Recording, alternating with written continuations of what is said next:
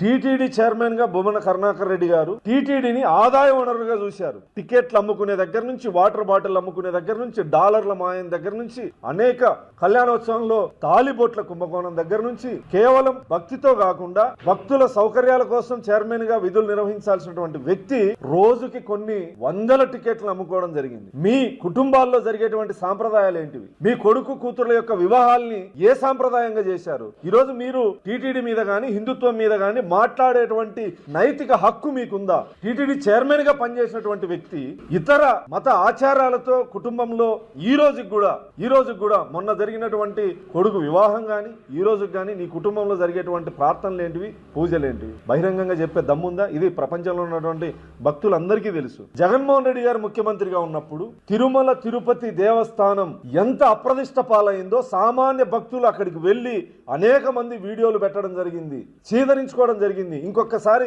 తిరుమలకి రామని చెప్పడం జరిగింది. గౌరవ ముఖ్యమంత్రి గారు ముఖ్యమంత్రిగా బాధ్యతలు తీసుకున్న తర్వాత టీటీడీని ప్రక్షాళన చేయడం జరిగింది. సామాన్య భక్తులకి దేవుణ్ణి దగ్గర చేసే మార్గాలు, సామాన్య భక్తులకి దర్శనాలు దగ్గర చేసే విధంగా అనేక చర్యలు తీసుకోవడం జరిగింది. నేను ఈ సందర్భంగా సూటిగా ప్రశ్నిస్తా ఉన్నా, కరుణాకర్ రెడ్డి గారు, మీరు గాని మీ ముఖ్యమంత్రి గారు గాని టీటీడీలో తీసుకున్న నిర్ణయాలు ఏంటివి? టీటీడీలో ఏదైనా ప్రక్షాళన జరిగిందంటే నందమూరి తారక రామారావు గారి దగ్గర నుంచి చంద్రబాబు నాయుడు గారి దగ్గర వరకు ఈ రోజు నిత్యాన్నదానం గాని, హాస్పిటల్స్ గాని, సేవా కార్యక్రమాలు గాని, గోశాల గాని, ఇవన్నీ నిర్ణయాలు ఎవరు ముఖ్యమంత్రిగా ఉన్నప్పుడు తీసుకున్నారు? మీ ముఖ్యమంత్రి గారు, మీరు ప్రభుత్వంలో ఉన్నప్పుడు మీ ముఖ్యమంత్రి గారు టీటీడీ కోసం తీసుకున్న ఒక్క నిర్ణయాన్ని చెప్పగలవా?